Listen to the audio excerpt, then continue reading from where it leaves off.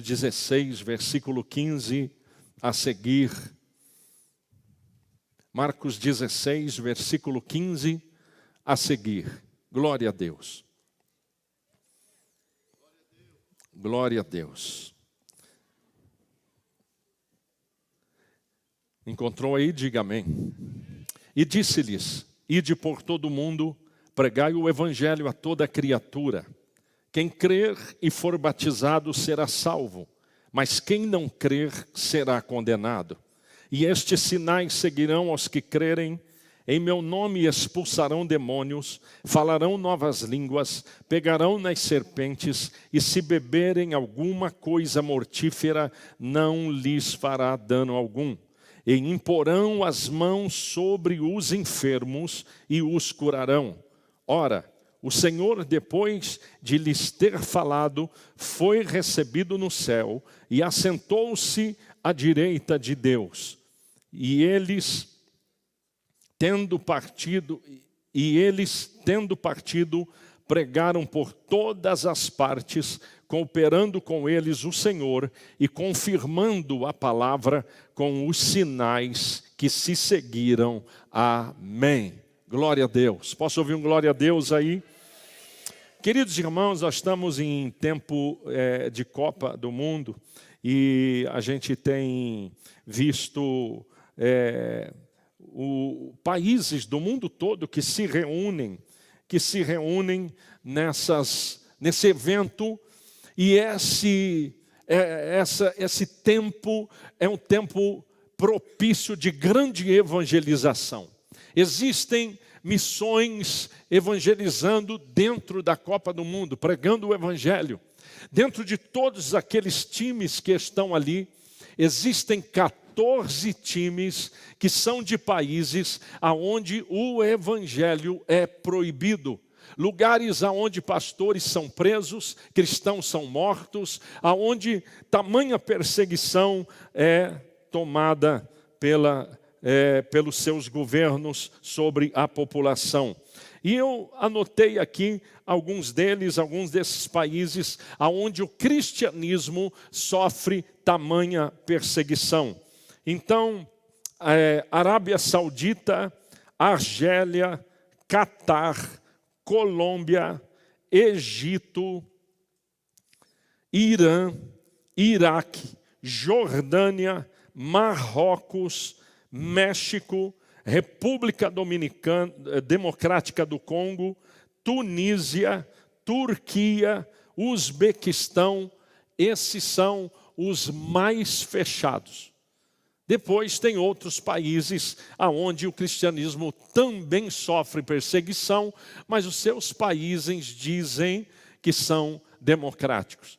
Temos China, temos tantos outros países, onde agora mesmo aqui na América Central, esqueci aqui o nome do país, pastores, padres sendo presos, conventos sendo fechados, e isso está acontecendo exatamente agora, debaixo do nosso nariz, e a gente vendo tanto perseguição contra o cristianismo. Quando você olha para esses países, e eu já estive em alguns deles, eu fiz um trabalho na Colômbia.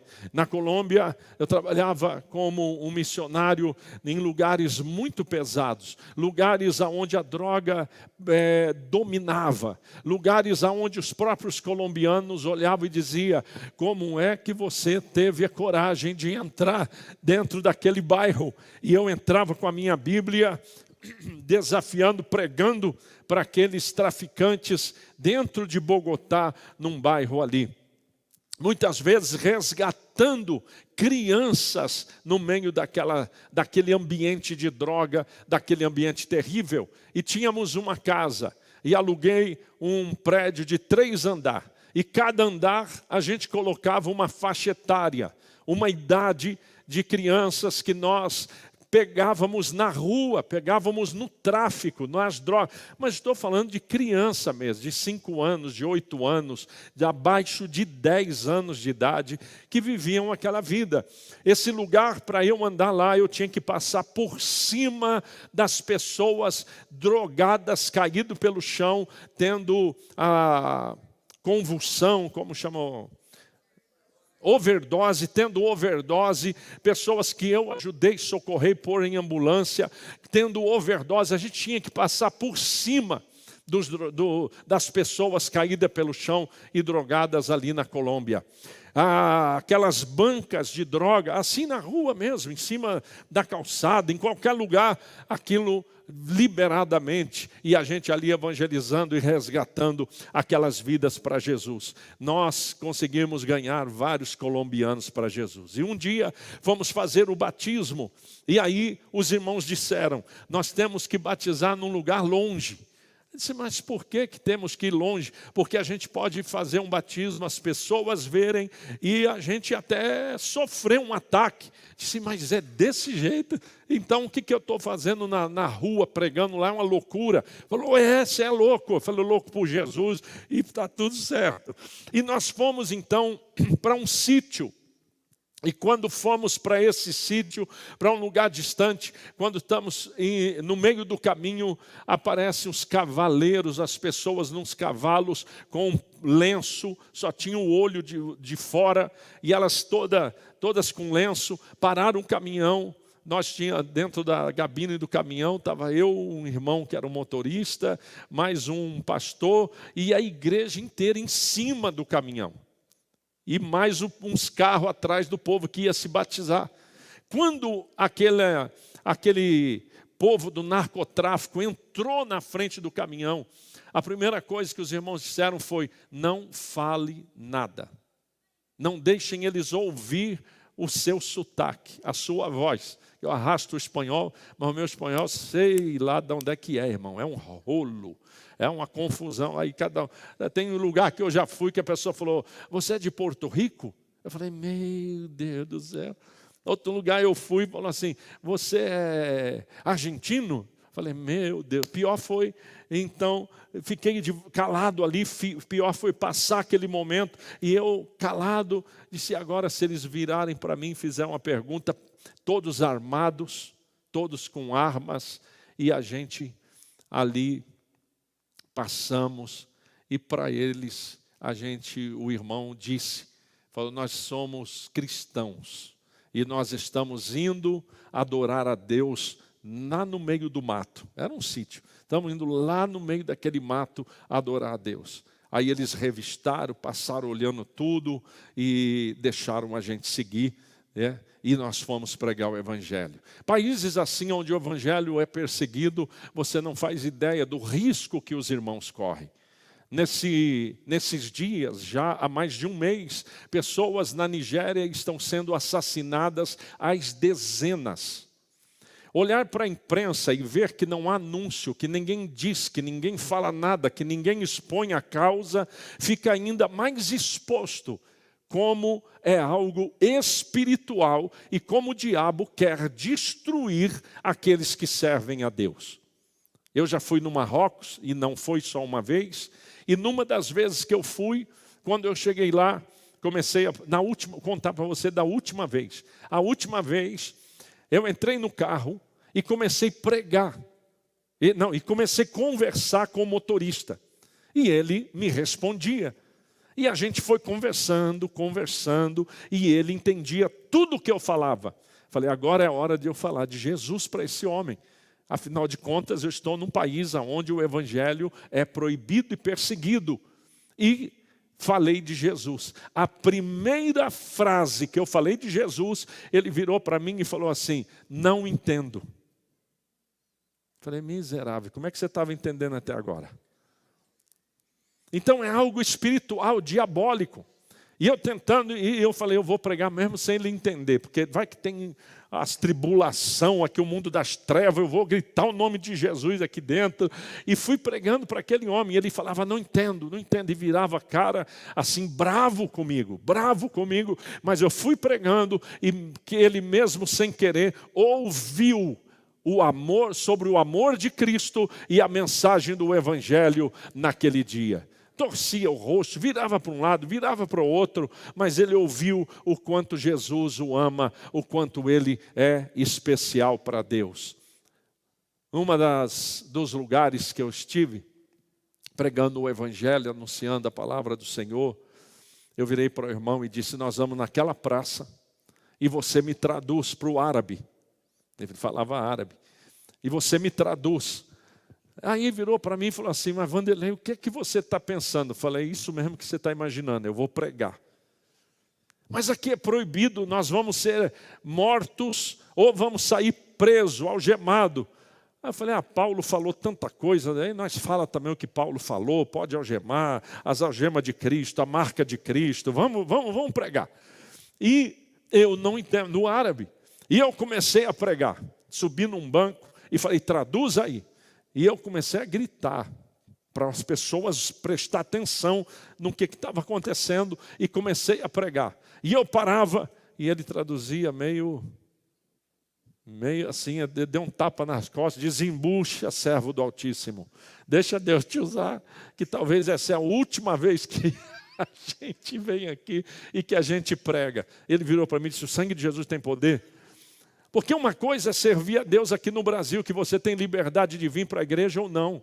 Que você tem liberdade de sair pela rua agora, de entrar numa lanchonete, fazer uma oração para comer. Não parece que é simples? Pois então, em muitos países, muitos de verdade, isso não é comum, isso não é normal. E aquele irmão, então, criou coragem e foi traduzindo. E eu falava e ele ia atrás e traduzia. E eu pregava e ele traduzia. Eu não falava de Jesus e ele traduzindo. Daqui a pouco, no meio da tradução, ele falava em português comigo e dizia assim, Vanderlei, para. Eu falei assim, não, irmão, continua traduzindo, estou começando a sentir unção aqui nesse lugar. E ele virando para mim, falando assim, pelo amor de Deus, Vanderlei, para. E os árabes falando. Aí falei, está se convertendo tudo aí. Já está acontecendo e tal. E foi juntando, irmão, foi juntando. E eu pregando. E aquelas pessoas ouviram sobre o Evangelho e sobre o amor de Deus. Mas até que o meu tradutor disse assim, Vanderlei, você não entende nada de árabe, né? Eu falei, não. Aí ele disse, eles estão tudo te xingando. Falei, misericórdia, o sangue de Jesus tem poder, acho que já estão se convertendo, estão tudo te xingando. E mais uma coisa, eles já disseram que mandaram um recado para uma turma religiosa e eles vão vir para nos matar em praça pública. Ele falando comigo em português, na frente deles, de todo mundo, tinha um monte de gente. Eles não entendiam português também.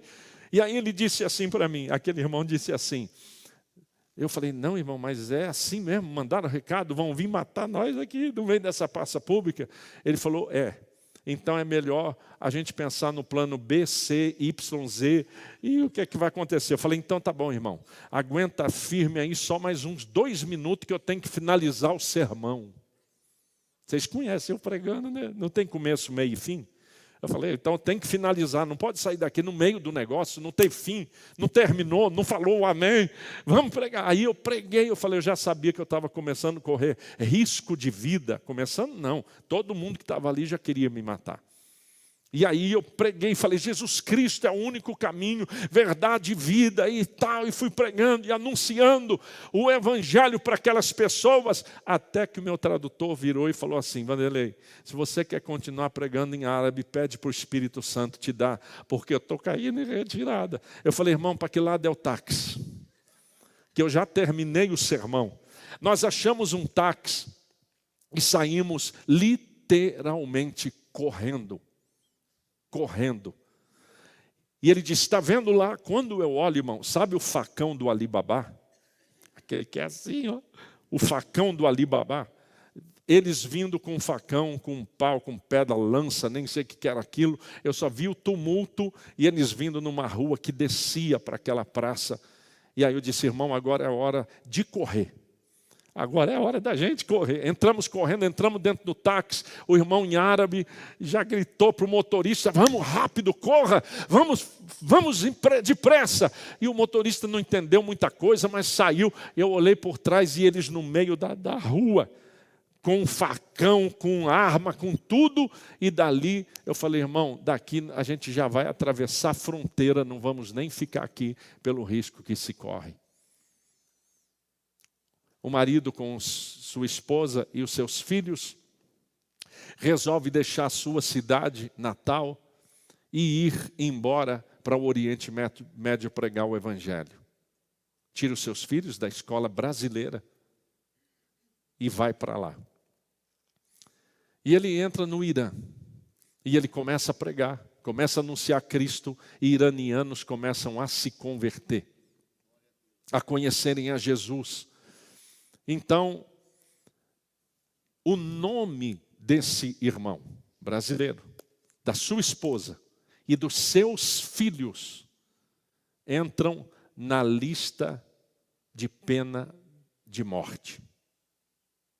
Por quê, pastor? Ele roubou? Não. Ele matou? Não.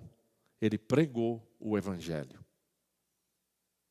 Então ele veio por um tempo ao Brasil, fica por aqui, abraça a família, fica por um período e de repente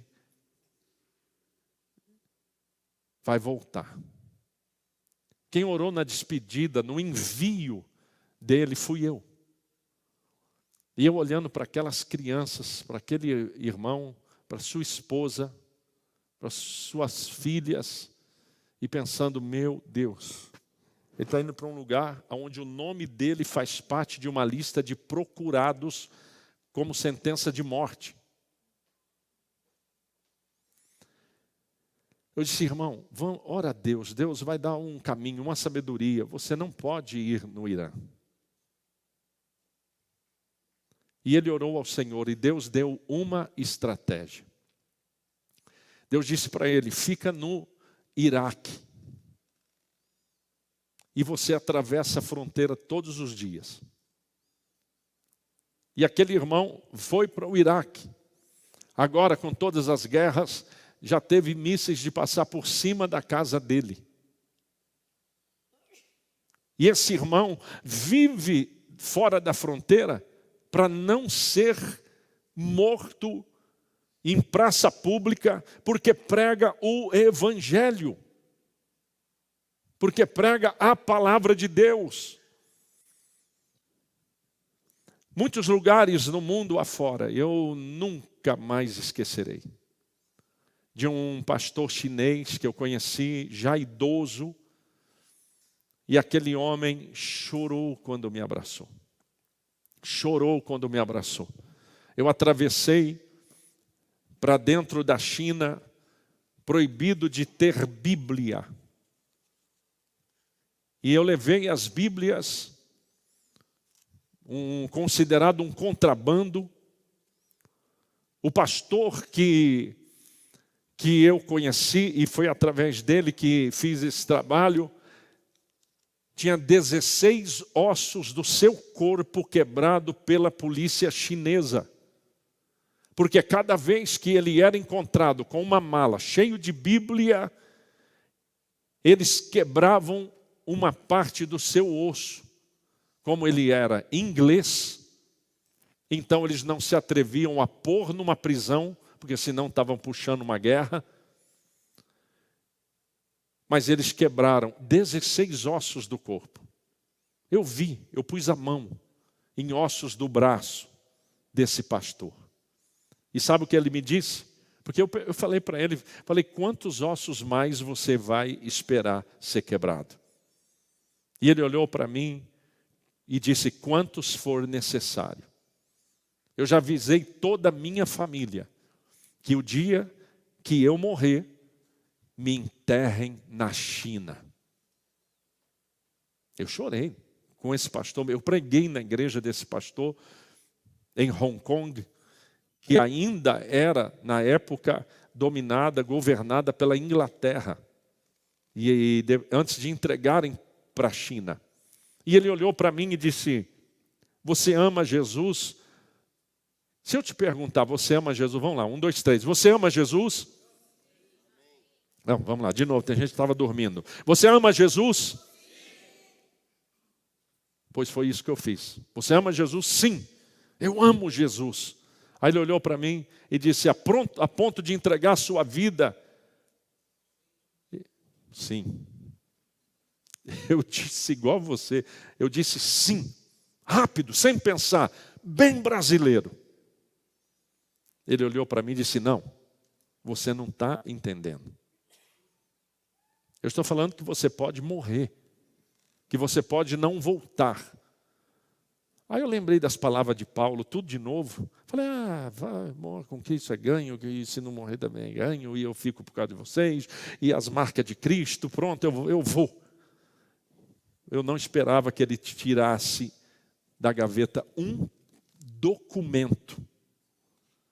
E falou: você vai então levar as Bíblias? Disse: vou. Então ele tirou um documento, e esse documento falava assim: se eu for morto, se eu desaparecer, se eu ficar preso, se eu pegar a prisão perpétua, se eu nunca mais voltar, a culpa é minha, somente minha, estou indo por livre, espontânea vontade. E eu assinei.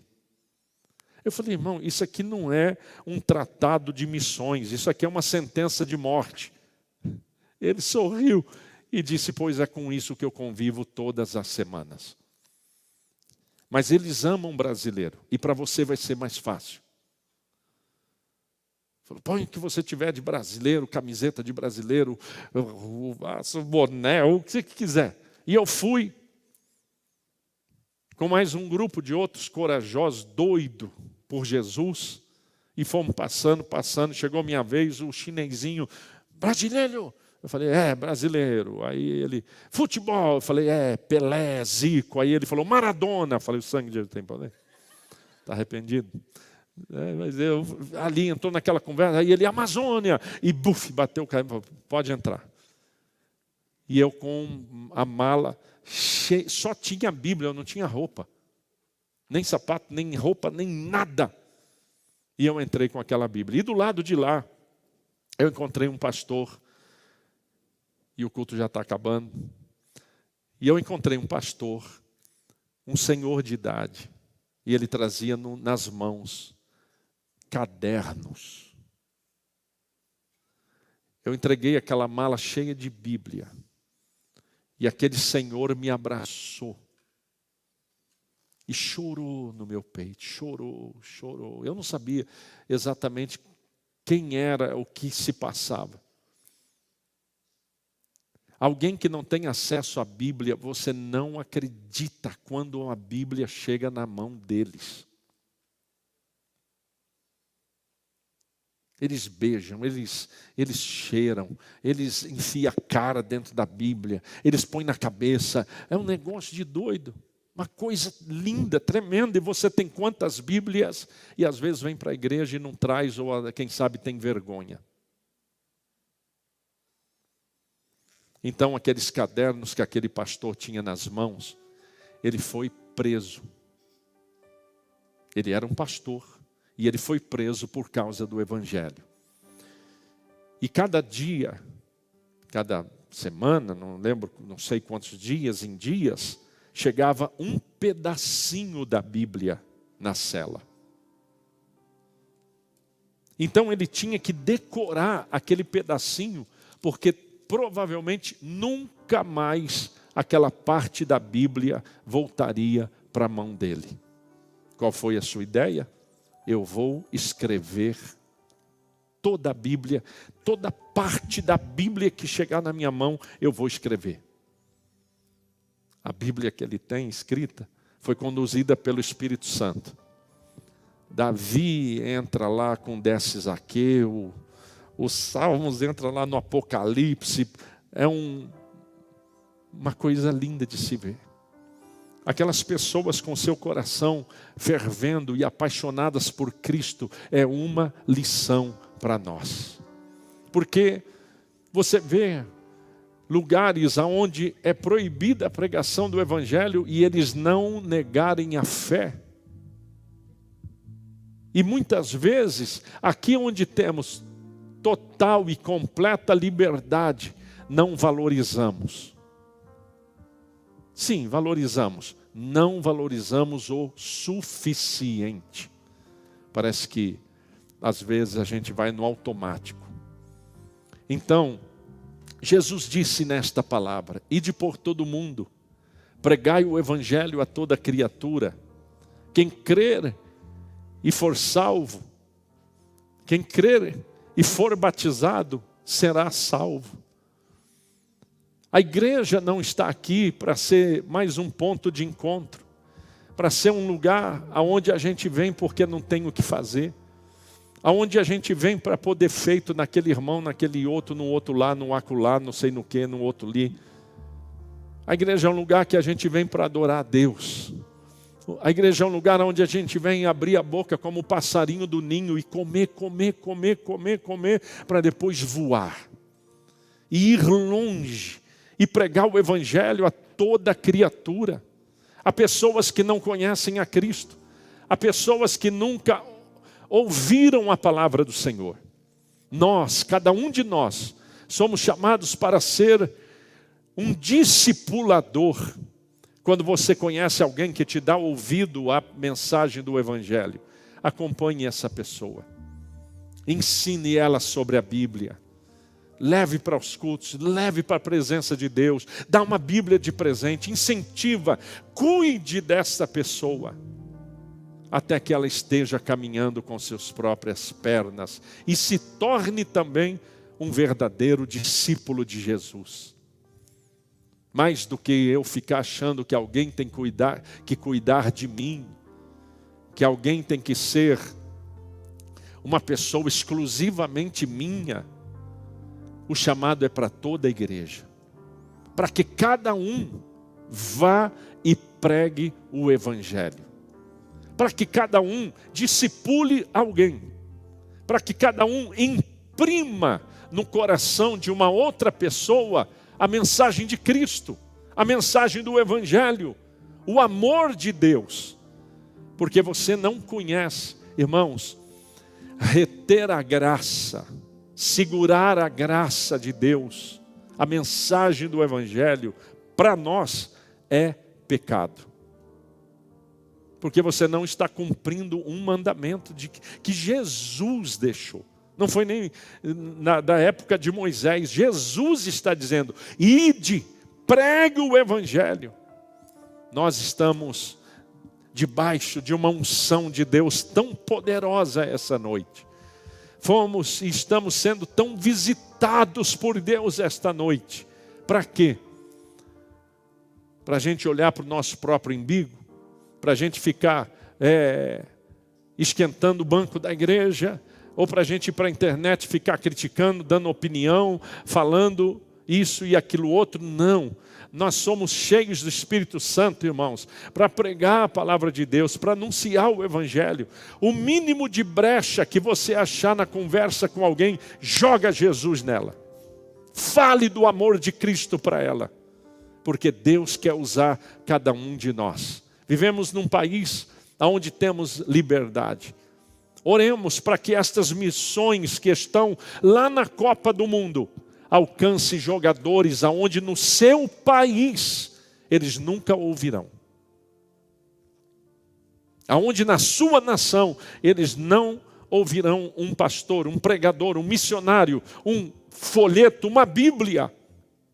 Eles não vão achar. Mas estão lá. E dezenas e centenas, quem sabe milhares e milhares de missionários estão nas portas dos campos, nos hotéis, pelas ruas, orando, profetizando, intercedendo. E eu creio, irmãos, eu creio que pessoas desses países, dessas nações, voltarão para lá com essa mesma chama, com esse mesmo amor, com Cristo vivo dentro do coração delas também. Você crê também, irmão? Eu creio nesse agir poderoso de Deus. creio nesse agir poderoso de Deus. E nós, como uma igreja chamada pelo Senhor, temos esta missão também de pregar o Evangelho. Porque o avivamento não é quando o fogo cai, o avivamento é quando o fogo espalha. E ele espalha através de cada labareda que está aqui, ó. Cada um aqui é uma chama acesa do fogo do Espírito Santo que queima na sua alma. E eu profetizo que por onde você for, onde você chegar, vai chegar a presença de Deus, quebrando os grilhões, destruindo as trevas, arrebentando as correntes e trazendo libertação, porque toda a nossa cidade conhecerá que Jesus Cristo é o Senhor. Amém, aleluia. Aplaude ao Senhor e se coloque de pé.